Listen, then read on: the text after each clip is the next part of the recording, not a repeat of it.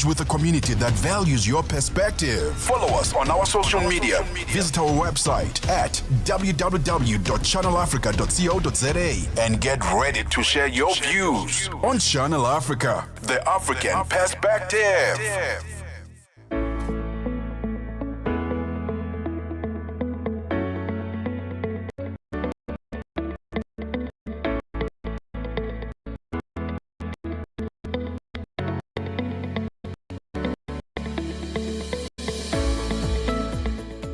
It is midday and this is Africa Update coming to you live from Johannesburg in South Africa on Channel Africa from an African perspective. I'm Lulu Gaboo. I'm in studio with Jwalani Tulongwepe, Fikile Lingwati and Tabiso Lehoko.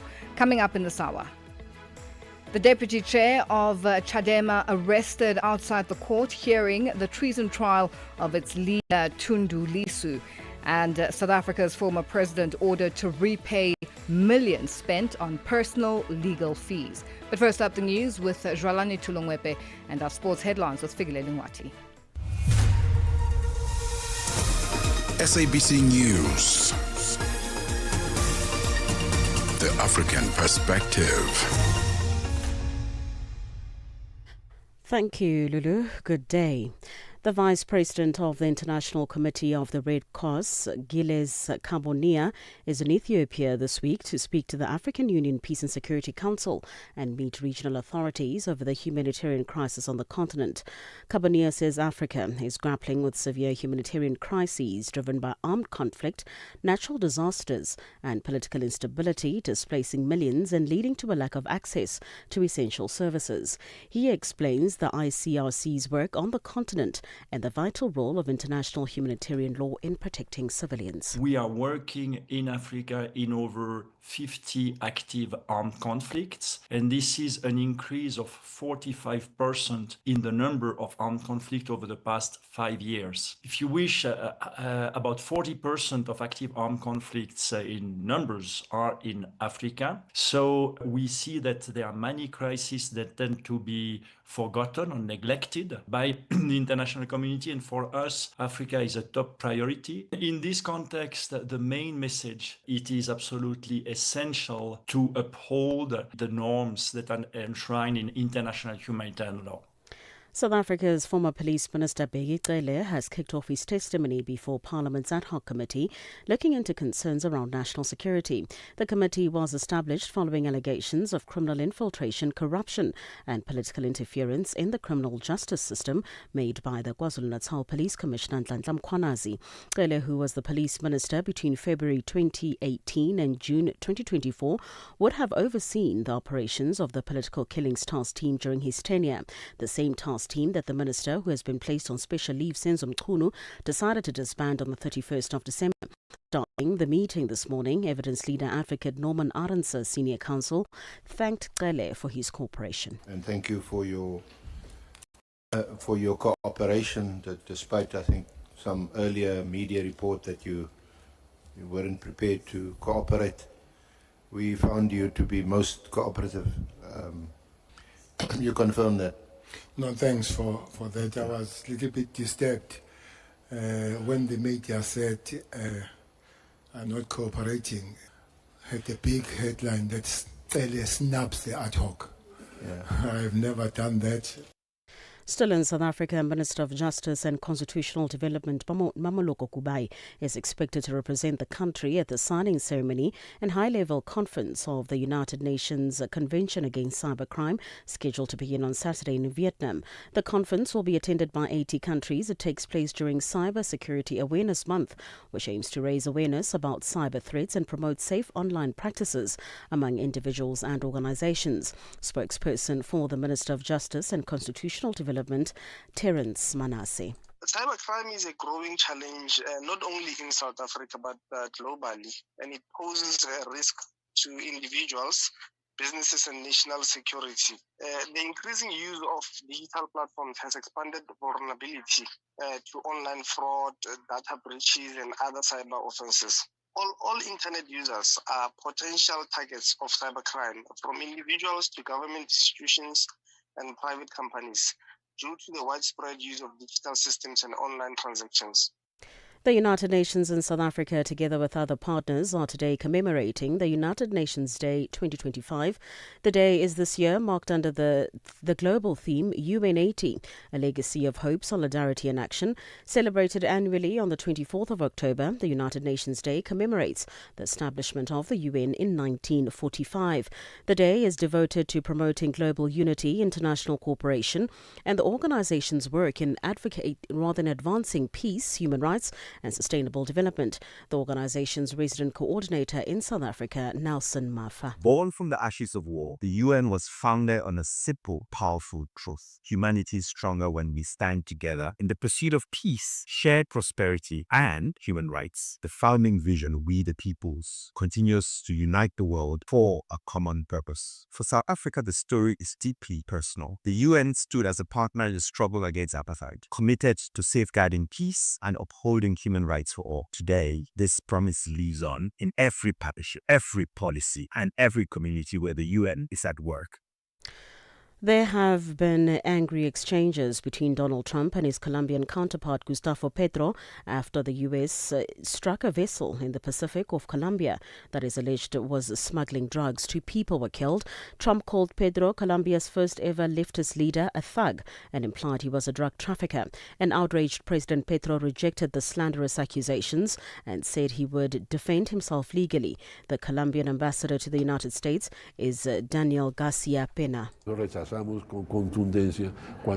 strongly reject any insinuation on the matter, and indeed not only are the accusations not reality, but they are a slander that hurts Gustavo Petro undoubtedly, but also Colombia, because whether one likes it or not, he is the president we elected who represents our country. For any news stories you would like to share with us, please do send an email to newsroom@channelafrica.co.za or call us on +27 11714 4459. For Channel Africa News, I'm Cholani Tulo Wepe. SABC News. The African Perspective. In our sports headline, Banyana assistant coach says she's delighted to secure an away goal against the DR Congo. And Ferrari is struggling due to a combination of an underperforming initial car design. I'll be back with these and other stories at the bottom of the hour. Africa Update, your daily dose of African insights with Lulu Gaboo on Channel Africa. Oh, thank you to Jwalani Tulongwepe with our news update and Figuleni Wati with our sports headlines. It is 12:07 Central African time and we're coming to you live from Johannesburg in South Africa on DSTV's audio bouquet channel 802, on OpenView channel 628 and on www.channelafrica.co.za, as well as on the SABC Plus app available on the Apple and Google Play stores. Join us in conversation on our social media platforms. That's on X, Instagram, and subscribe on YouTube at Channel Africa 1. On Facebook at Channel Africa, you can also send us your comments and voice notes to +2763 at 406-9126. Hashtag Africa Update and let us know which country you're in.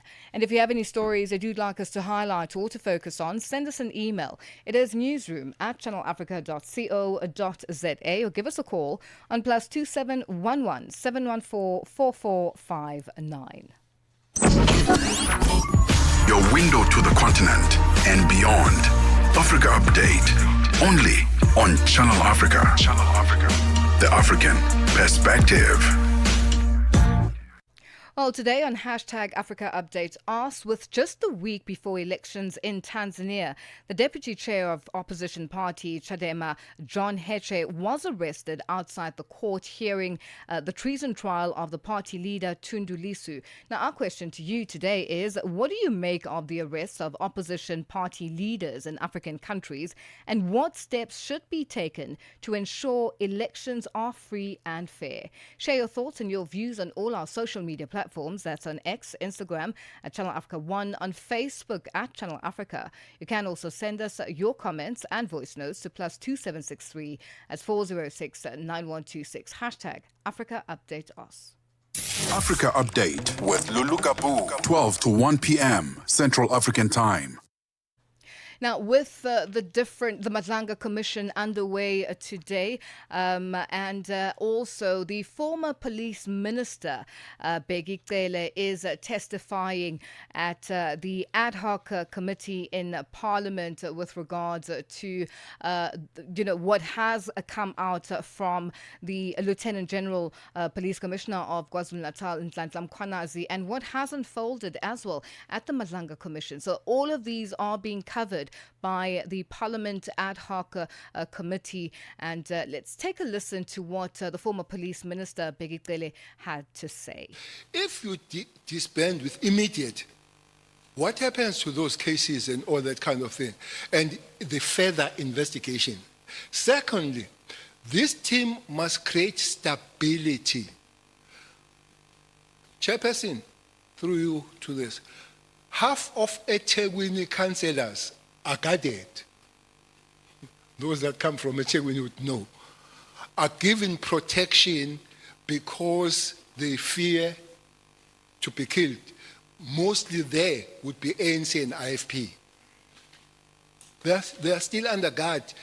Municipality pays extra money, pays extra cars for them, pays extra SMT, pays overtime for those policemen. So this stability, for me, is not there. I don't know in other places, but councillors are still under guard. So which means, while a lot of work has been done, but the mission has not been accomplished. Maybe, I must say so, because there is this argument that there is a time bound for this KTT. I agree.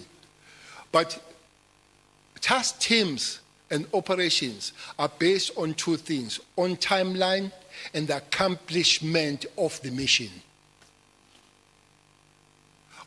It's not because it's a timeline, so we say 6 months, and 5.5 down the line, people, they shoot each other, said, yeah, guys, we said we stay 6, we are going. No. If the accomplishment of the mission comes early, yes, you can even go earlier. But if it doesn't, those that have authority to extend, which I guess the National Commission would do, it will be so. For me, it can't be measured with the situation that is one councillor. To me, it's a very costly measure to say because one councillor has just been killed of late, it can go. It is. There should be stability to say we are sure now that everybody that is causing trouble we have dealt with.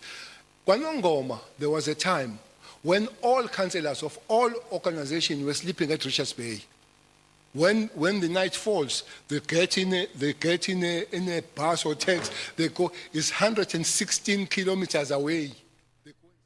That is the former police minister of South Africa, Bheki Cele, testifying at the ad hoc committee. And this is his first day, testifying and giving his response to what has been unfolding yesterday. We saw the suspended current minister, Senzo Mkhunu, finishing off. And today it's the former police minister. It's going to be it is an interesting one, what he is touching on in terms of security needed for a lot of KZN councillors and members of government. So, but we will go back to that story and also try and cover the Madlanga Commission at some point, where there is, I think it is Witness B that is still testifying today. It is day 2 of Witness B unfolding. It is 13 after 12 Central African time. Africa Update with Lulu Gaboo, 12 to 1 p.m. Central African Time. To Tanzania now, where the deputy chair of Chadema, John Heche, has been arrested outside a high court hearing the treason trial of its leader, Tundu Lissu. Now, the arrest comes a week before the presidential election, where the country's 2 largest opposition parties, Chadema and ACT Wazalendo, are barred from contesting. And to speak to us further on the arrest is Chadema party spokesperson Brenda Rupia. Brenda, good afternoon, and thank you for joining us on Africa Update. Hi, Lulu. Thanks so much for having me. Brenda, what is the latest with regards to the arrest of John Heche? Okay, as of yesterday, they had transported John Heche from the main city, Dar es Salaam, to Tarime, where they claim to have his case. We have sent our lawyers to Tarime police stations, and they didn't find him there. We have sent them to the immigration offices in Tarime, and he's nowhere to be found. We have called the main spokesman of the immigration police force, and they're not picking up our calls. We have called the spokesperson for the main police, the general police force in Tanzania. They're not picking up our calls, and they're not telling us where he is. We have issued public statements wanting the IGP to stand out and speak out and tell us where our vice chairman is. Up until now, they still nothing. Now, with regards to that, do you have any indication as to where they have taken him? Police, have they also given any reasons for this arrest? They haven't given any reasons. However, as Chadema, we are aware that they have been targeting all Chadema leaders, especially top leaders, and they want all Chadema top leaders behind bars before 29th of October, which will be the day of where they're going to do their elections. So I think this is just part of their plan. If they didn't abduct, then they will arrest you. They will arrest you in front of everyone's eyes. But still, up until now, the police hasn't said anything, and we are worried for his life because of what's been going on in Tanzania. I mean, we have seen a former a former member of parliament, but also a former diplomat, been abducted just 1 month, if not 2 weeks ago, and still the president hasn't said anything. Up until today, we have 40 people who have been abducted. The president hasn't said anything, and she's still continuing with her rallies, which is seriously a joke to the Tanzania people, but also to the people of Africa. We cannot have such leaders. Um, it has been a continuous behavior, especially in East Africa, whereby dictatorship has become a norm. But what is happening in Tanzania right now is really too extreme. So, how's the mood like among the citizens and also the opposition parties? And with just a week left to go for until the presidential elections, what's the plan of action? What now? What's happening is the government is installing fear in the people of Tanzania. Is as anyone that has been seen or has been known to say anything, even on social media, has become a target for abduction. There has been a list of about 260 people that has been leaked from the police force, and apparently this 260 people, up until now, 70 people have already been abducted. So I can see the government installing fear on the people of Tanzania, is so much not to mention anything bad towards the coming elections, not to say anything bad towards our now president Samia Suluhu Hassan. So, but the people of Tanzania really do not want to go into elections. You can see the agenda of no reforms, no election that was once Chadema owned agenda and campaign. It has now become a national campaign. People don't want to go into these elections. Everyone's saying no reforms, no election. We're not going to these elections because we don't believe in the people that that are campaigning. As you can see right now in Tanzania, it's only one party campaigning. Like, why are you going to choose someone who is campaigning against herself? She's contesting against herself. She has no opponents. All the opponents that are left now are from minor parties that are CCM owned. the major political opposition parties that could have been onto elections are banned from elections. So why go into the elections anyway? Those are the concerns of Now, Tanzanians. Brenda, we have unfortunately run out of time, but I have to ask you very quickly. Incumbent Samia Suluhu Hassan has said that her government is committed to respecting human rights and ordered an investigation into reports of abductions last year. Have there been any findings that were released from her government? What's happening on that front? Very quickly, in 30 seconds. Okay, that is not true, and the government cannot investigate against themselves. The police force cannot investigate themselves. They are the ones doing the killings and the abductions that are going on into Tanzania. There has been reports and reports that have stated that. So really, they cannot investigate themselves. That's my take. Brenda, thank you so much for joining us on Africa Update. We'll leave it there for today. Thank you very much. That's Chadema Party spokesperson Brenda Rapia ending that discussion. It is 20 after 12 Central African Time. AUSISA, the Association of Water and Sanitation Institution of South Africa, is a platform uniting Africa's water professionals. This November, Africa leads the conversation on water and sanitation. Join global and African leaders at the AUSISA Africa and Global South Dialogue 2025 from the 9th till the 12th of November at the Emperor's Palace, Johannesburg. From policy innovation, this is where action meets collaboration for a water-secure future.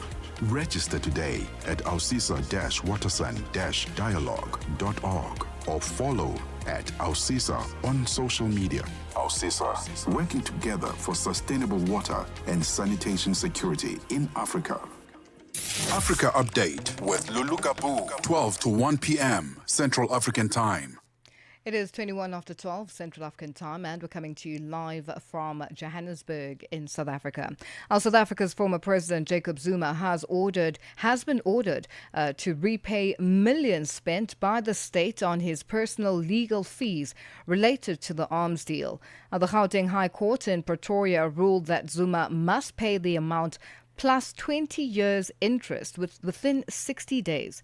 If he fails to pay, his assets or pension may be attached. Now, Zuma's legal team is currently studying the judgment, and we are joined by legal analyst Melusi Kulu. Melusi, good afternoon, and thank you for joining us on Africa Update. Good afternoon, Lulu, and good afternoon to the listeners at home. Thank you for having me. Now, on what grounds could Zuma's legal team challenge the court's ruling? And is there potentially a strong case for the appeal?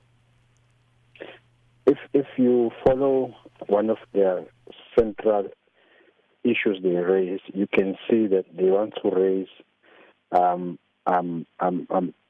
what was also mentioned in the Supreme Court of Appeal, that whatever amount they must be paid by the former president, it must be just and equitable. The remedy must be such, because they are saying, and I'm quoting, Mr. Zuma is in this position because he was advised by the state's attorneys, something to that effect. So he's saying he's being put in this position because of that advice. But what is important, and I try to link this as well to what he's saying, the 2018 case in High Court and the 2021 case in Supreme Court of Appeal of the same matter, I think it's trying to be put as a message that you can't be in a position where the taxpayers' money is funding officials for their personal legal matters. So that is the central issue that was raised, and it's been clear that he is owing that money. But you do see that, he wants to say, of course, I'm owing it, but I was advised by the state. And what are the potential consequences for Zuma if he fails to pay the amount within the 60-day deadline? Well, the most important thing is there will be a contempt of court, but it will be a civil contempt of court. We obviously do remember in 2021, if I'm not mistaken, when there was a contempt of court by the former president, although it's debatable whether it was decided correctly in the Constitutional Court. So in this case, we might visit. I'm not saying that's what will happen, but should he not comply with paying, we might visit that same scenario where there's a civil contempt of court, but it must be that there must be a court order, and the respondent must be aware that there is a court order, and he failed to comply with the court order. And lastly, it must be that the non-compliance is willful and without a valid excuse. Then we might have a criminal case because that way, if potentially he disobeys the court order. Now, could this lead to further legal repercussions or consequences? Yes, it can, because as I was saying, if there's a contest of court, that leads to further criminal cases could be opened because there's a court order that you must comply with. But he's given 60 days, of course, where his movable and immovable properties can be attached, including his pension. So he's given those 60 days, but should he not comply with that, and it's a willful disobedience, there's a potential cause for a contempt of court, for a civil contempt of court, and if you don't comply with the court order, potentially a case can be opened and you can be convicted for such. Now, recently it was argued that the former President Zuma lacked the financial capacity to repay the amount. What alternative remedies could be considered apart from, taking his assets? Before it's reached to the point, first, all options must be exhausted. So I think we know he might have properties, he might have movable, and he does have a pension. But once all that is exhausted, obviously, then it will come to a point where there's nothing else that can be done. It's similar like taking a person who doesn't have, and like if you're suing a poor person for whatever you're suing a person for money, for example, it doesn't take you anywhere. So this might be the same scenario where they have a case where they want to recover money, but their money is no longer there. But I'm of the view, Lulu, that I do think 1 o'clock we might get news that he wants to appeal the judgment to Constitutional Court. Now, this is, I think we've been watching the number of court appearances and appeals, and some of them all the way to the Constitutional Court. And for it to get to this level, why was nothing done about it before getting to this point? I think no one was paying attention to it because remember, once this money was being recovered, or once an announcement was made that they want to recover the legal fees, I think 10 million was recovered later. That there's also another 10 million. So no one was paying attention to that fact, and I think it was just taken for granted that since he's a deputy president at the time, he might be in need of legal fees from the state. But if you look at the act that deals with this, it's very specific to say it must be something that is linked to the department or to the office that you are holding. It can't just be because you are a public official, you must be assisted with legal fees. It must be linked to your duty whilst that was happening. So that is why no attention was paid. But once the focus was there, once they zoomed into it, then there was a logical reasoning that from 2008 until now, these fees should have not been paid to the team that represented the former president. Well, Malusi, we are going to leave it here for today. I guess there's that 1 o'clock briefing that will be taking place, and we'll get to hear exactly what is being put to the table. Thank you so much for joining us on Africa Update. That's legal analyst Malusi Gaboo ending that discussion. It is 28 after 12 Central African time. We go back to Parliament's ad hoc committee where the former police minister Bheki Cele is testifying. Individuals, I think the law must say so that we know that this is not abused to listen people that are not supposed to be listened. So that is a legislative maybe, because I think in the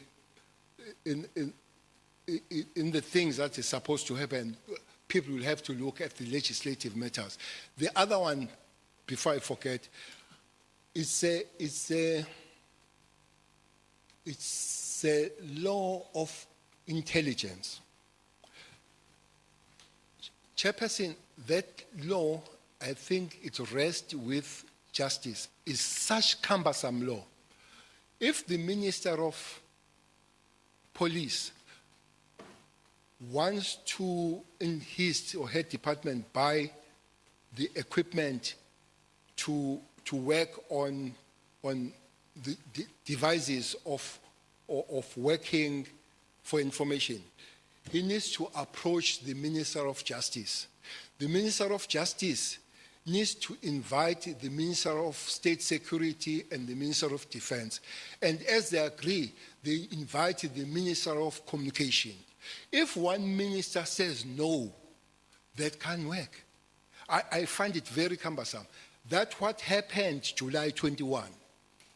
That's what happened. That the devices that were there could not be used because one.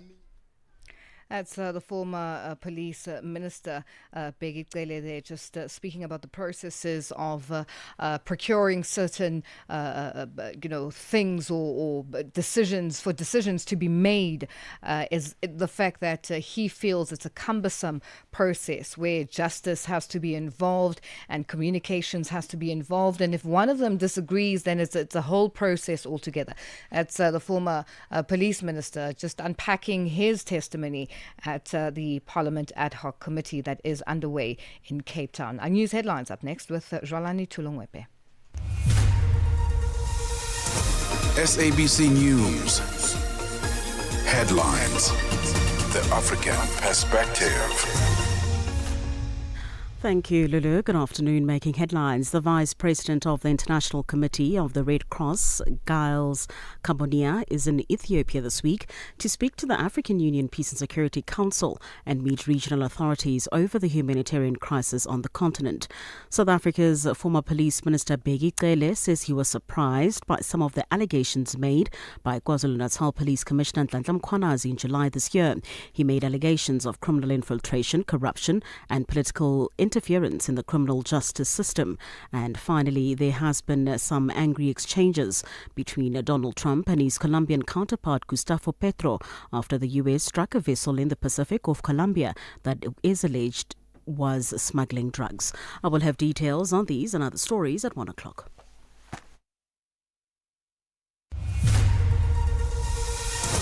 SABC News. Headlines. The African Perspective. Sports on Channel Africa. The African Perspective. Let's kick off with football news. Is Tina Sonke Mbuli, assistant coach of South Africa's women's football team Banyana Banyana, has expressed a sigh of relief having managed to secure an away goal in their 1-1 draw with DR Congo in the first leg of the CAF Women's Africa Cup of Nations qualifiers in Kinshasa on Wednesday night. South Africa are now motivated to seal the deal when they host DR Congo in the second leg at FNB Stadium next Tuesday. Speaking at the post-match presser, Mbuli adds that they look to finish what they have started on home soil. But what's more important is that we got results, which is a draw, and we got the most important goal. So we have an opportunity to go back home tonight, do recovery tomorrow, and then we have 3 more days to prepare, and then try to finish this at home. Mbuli made 3 crucial changes in the second half. However, she is slightly disappointed that her players did not live up to expectations in terms of pressing the opponents to help wrap up the match with another away goal. We're disappointed with our second round performance because I think we allowed them to more in our box, more in our half. So second half we were playing with a little bit of pressure, a little bit casually, because I felt like maybe players thought that it was easy to coming out from the back, especially from the back, with no pressure from their strikers. And we took time to realize that second half they changed their pressing setup. In tennis news, world number 5 Novak Djokovic announced he will not compete at the upcoming Paris Masters, which will be held next week from the 27th of October to the 2nd of November. In a post shared on social media, Djokovic did not give a reason for his decision and expressed his hope to return to the event in 2026. Djokovic has not played the Paris Masters since winning a record 7th title at the ATP Masters 1000 event in 2023, as he also skipped the 2024 edition. A 38-year-old was not expected to play the prestigious indoor hardcourt tournament this year, given the way he has managed his schedule in the last 2 seasons. And finally, with motor racing, Ferrari will have gone a year without a win in Mexico this weekend, and the wait looks likely to continue as Red Bull's Max Verstappen seeks to turn the screw on McLaren's Oscar Piastri and Lando Norris. 4-time world champion Verstappen is staging an astonishing Formula One fightback from 104 points down on Piastri at the end of August to 40 adrift now, and chasing a 4th victory in the last 5 Grand Prix. For any sports stories you'd like to share with us, please send an email to newsroom@channelafrica.co.za or call us on +2711 714 4459. This is Channel Africa Sport with me, Fide Lungwati. Sports on Channel Africa. The African perspective. Got something to say? Are you passionate about issues that matter? Do you have a voice that deserves to be heard? Well, we've got the perfect platform for you. Call in or drop us a WhatsApp on +27 63 406 9126, and we will call you back so you could have your say and be part of the conversation. 30 years of age. I just turned 30 on the 15th of November. So that's who I am, It's not just talk, it's your chance to air your views, share your opinion, engage with a community that values your perspective. Follow us on our social media. Visit our website at www.channelafrica.co.za and get ready to share your views on Channel Africa, the African perspective.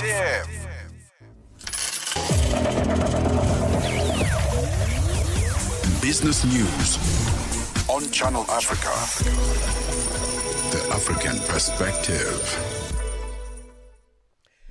Good afternoon.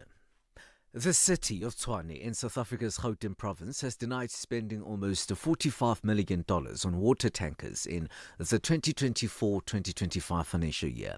The city is under mounting scrutiny over the reported expenditure, which allegedly exceeded the approved budget by over $26 million.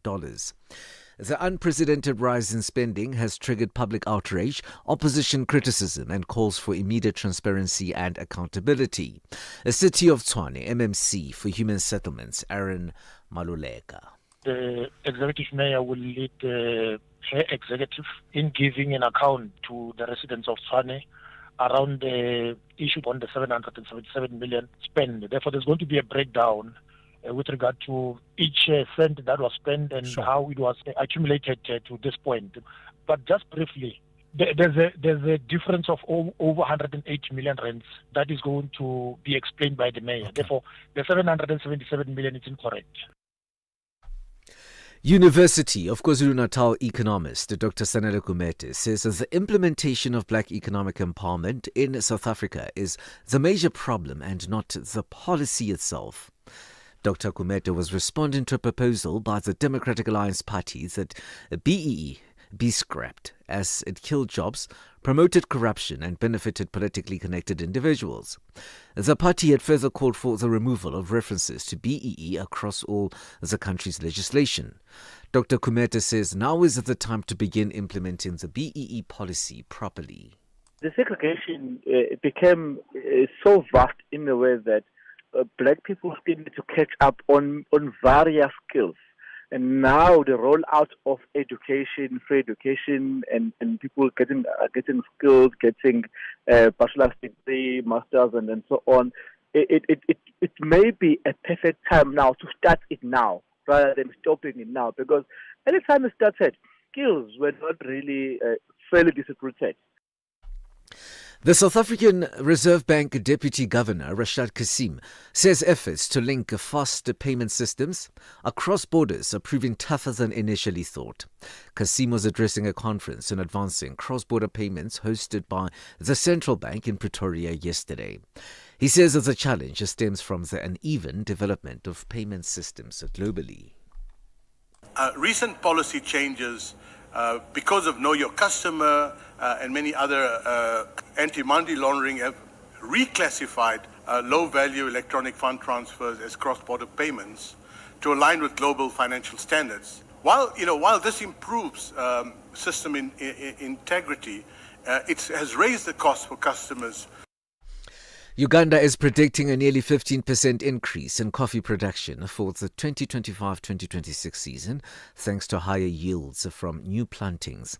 Despite a global coffee price boom, exports are expected to rise significantly as new trees mature, bolstering the country's position as Africa's top coffee exporter. The East African nation, already Africa's leading coffee exporter, primarily grows the Robusta variety, which has seen increased production and exports due to a worldwide coffee price surge and the maturing of newly planted trees. Chinese Vice Premier He Lifeng is set to meet U.S. Treasury Secretary Scott Bessent and Trade Representative Jameson Greer for trade talks from next week Friday as the world's two largest economies try to ease an unexpected flare-up in tension ahead of a key leaders summit. The Commerce Ministry said China's top economic official, will visit Malaysia from the 22nd to the 27th of October for a summit of the Association of Southeast Asian Nations that is hosting.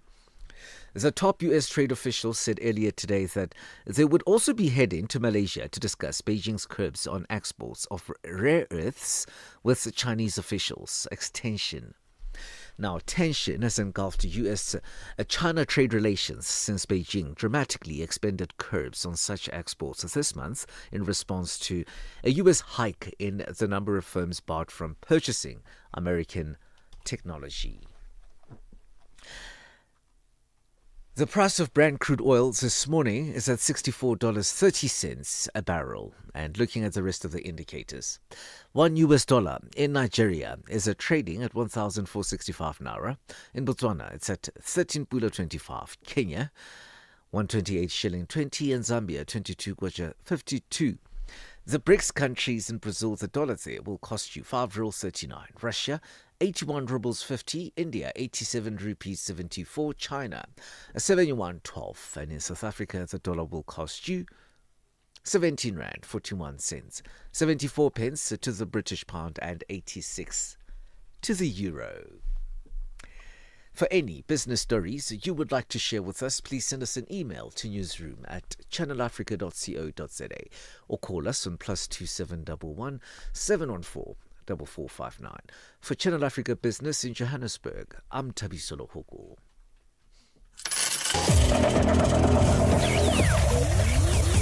Business news on Channel Africa. The African perspective. Your window to the continent and beyond. Africa Update. Only on Channel Africa. Channel Africa.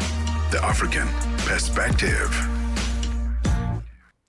It is 12:42 Central African time, and we're coming to you live from Johannesburg in South Africa. Thank you to Thabisolo Hoko with our business news. Now, the United Nations in South Africa, in partnership with the city of Tshwane, the Pretoria Art Museum, Mosaic Art by Natanya and other partners, will today commemorate the United Nations Day 2025, marking the 80th anniversary of the UN under the global theme UN 80, a legacy of hope, solidarity and action. Celebrated annually on October the 24th, United Nations Day commemorates the establishment of the United Nations in 1945. This day is devoted to promoting global unity, international cooperation, and the organization's work in advancing peace, human rights, and sustainable development. Nhlanhla Mahlangu has more. The celebration highlights 8 decades of the UN's contribution to peace, dignity, and equality, while reaffirming the importance of multilateralism, sustainability, and collective action in addressing today's global challenges. As part of its 80th anniversary activities, the UN in South Africa and its partners are today hosting a community outreach and environmental stewardship event at the Pretoria Art Museum. UN staff, university students, and community volunteers will join for a tree planting and clean up, followed by an artistic showcase unveiling sustainable installations celebrating the UN's legacy of inclusion, creativity, and collective action. Nelson Mufu, UN resident coordinator in South Africa, says as the United Nations turns 80, it is a milestone of a celebration, reflection, and renewal. Born from the ashes of war, the UN was founded on a simple but powerful truth. Humanity is stronger when we stand together in the pursuit of peace, shared prosperity, and human rights. The founding vision, We the Peoples, continues to unite the world for a common purpose. For South Africa, the story is deeply personal. The UN stood as a partner in the struggle against apartheid, committed to safeguarding peace and upholding human rights for all. Today, this promise lives on in every partnership, every policy, and every community where the UN is at work, encouraging job creation and inclusive growth, empowering women and youth, strengthening education, food, energy and health systems, tackling inequality and inefficient governance, advancing resilience building and climate action, and supporting South Africa's leadership in Africa and in the world. UN Day has traditionally been marked throughout the world with meetings, discussions, and exhibits about the achievements and goals of the organization. South Africa is one of the original 51 founding members of the UN, established on the 24th of October in 1945. Today, the organization has grown to 193 member states working together for peace, development, and human rights. There are more than 17 UN agencies working across South Africa alongside government, civil society, and communities. Reporting for Channel Africa, I am Ntlandla Mahlangu in Johannesburg. It is 12:46 Central African Time, and we're coming to you live from Johannesburg in South Africa. The United Nations International Children's Emergency Fund in Mozambique has extended a call for what it calls strategic partnerships to expand access and utilization of quality health and nutrition services for conflict-affected populations in the province of Cabo Delgado. The call comes weeks after the Mozambican government stepped in to support residents of the area who, on top of fleeing from violent terrorism attacks, were recently also affected by deadly floods and storms. In response, the government pledged $1.25 million in financial assistance for the region. For more on this, we are joined on the line by Isabel Maria Pereira Periquito, and she is UNICEF's Health and Nutrition Manager based in Pemba. Isabel, good afternoon, and thank you for joining us on Africa Update. Hi, good afternoon. Now, Isabel, what is the current state of women and children in the province of Cabo Delgado? Yeah, so in Cabo Delgado at the moment, we are responding to the latest IDPs movements. Children and women fleeing from the conflict in Mocimo da Praia and then other districts that are currently being affected by the conflict.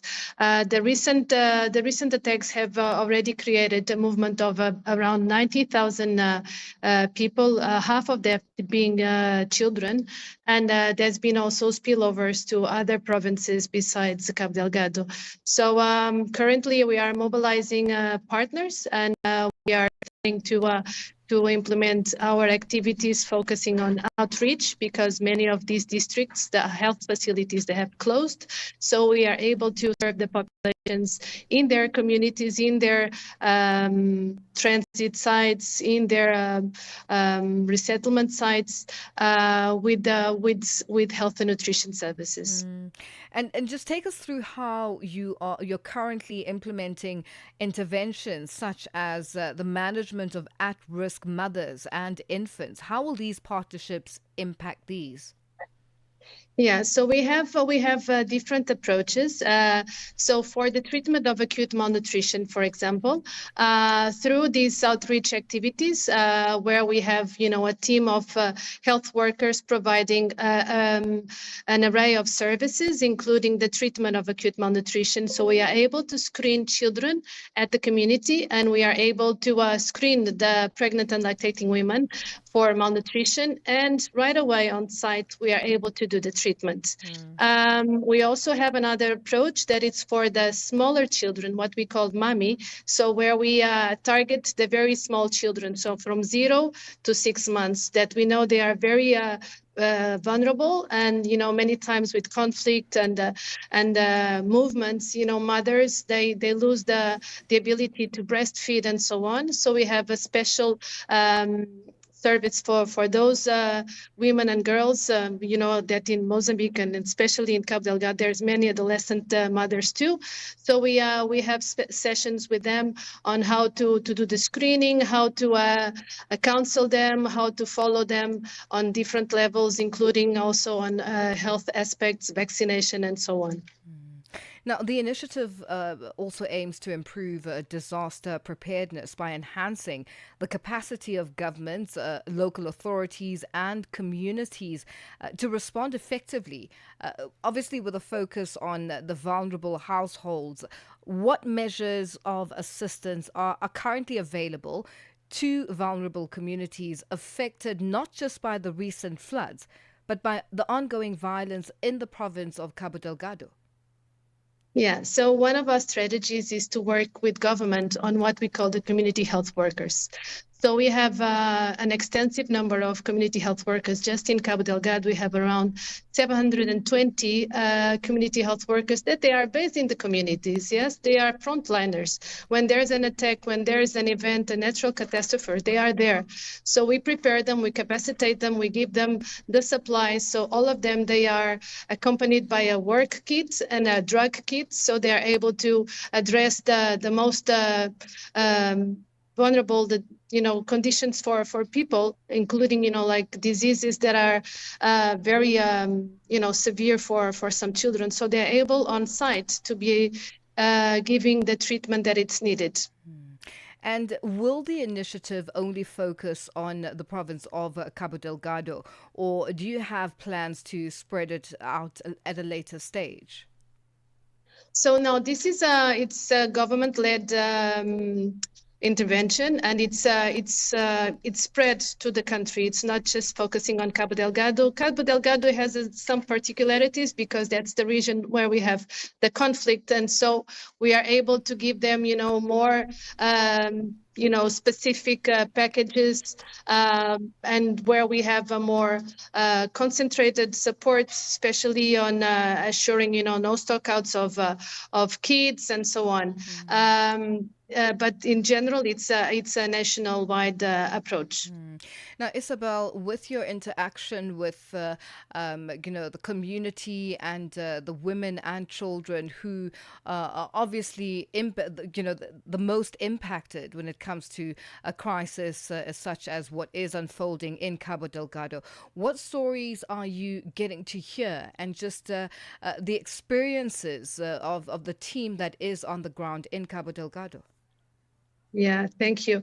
And it's a very dire situation, and many of these families, they've been displaced multiple times. It's not the first time that they have run away from their homes. And seeing the events happening again and again. Sometimes with a spacing of 2-3 years, it's heartbreaking. And having their families coming with their goods. Sometimes they even bring their mattresses and bring whatever they can bring, and the children. Many times what we see also is that there's, children that they end up being lost from their families because of, this situation. And so we also have a very good program with our child protection colleagues on family tracing and on reunification of these children. Mm-hmm.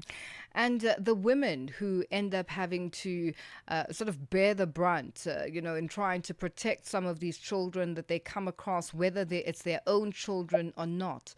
What stories are you getting from them? Well, yeah, like you're saying, women normally are the ones that they go first, women and children, because many times men, they stay behind to try to protect their properties, their land, their goods.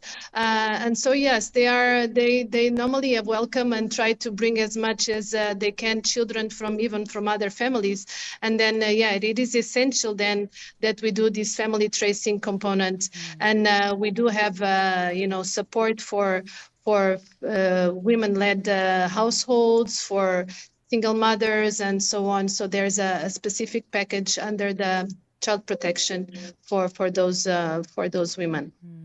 Now, with the dire situation that Cabo Delgado is in presently, which has happened over time as a ripple effect from instability and obviously the climate impact and the floods and rains, what are you finding? What information are you getting from your team on the ground who get to experience or have lived experiences of what has been unfolding for a number of years?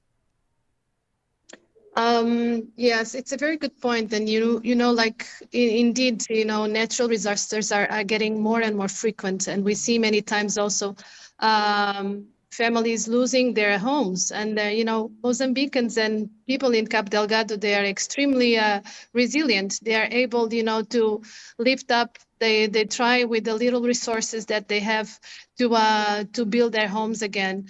Just to give you an example now, maybe in the beginning of next week, there's going to be a tropical storm affecting probably this region, and it's actually supposed to be landing the landfall to be in the same area where we had Chido last year in December. And so, when you go to those communities where families and women and men, they have been building their homes, you see that they've been doing it with really hard work. So by having these recurrent natural catastrophes is really taking a toll on communities, and they are getting very tired. So and with the current situation on funding and funding cuts, it's very hard for UN agencies to be able to respond to all the needs, right? So we do have some systems where we support, and we have what we call the Joint Response Program, which is a program that is led with 3 UN agencies, including WFP for food. We have the component on shelter with IOM. We have with the WASH component, the water, hygiene and sanitation with UNICEF. And recently there's a 4th component on protection with the UNHCR. So we do try to to address the most vulnerable with this joint response program. But indeed, we are not able to go everywhere. Well, Isabel, thank you for joining us on Africa Update. We'll leave it there for today. Thank you so much. That's Isabel Maria Pereira Periquito. She is UNICEF's Health and Nutrition Manager based in Pemba in Mozambique. And it is that time of the day where we say a happy Thursday to the Upside team. It is Debo Khulukhuleni. How are you today? I'm fantastic, Lulu. How are you doing? I'm good. Love the outfit, by the way. Thank you.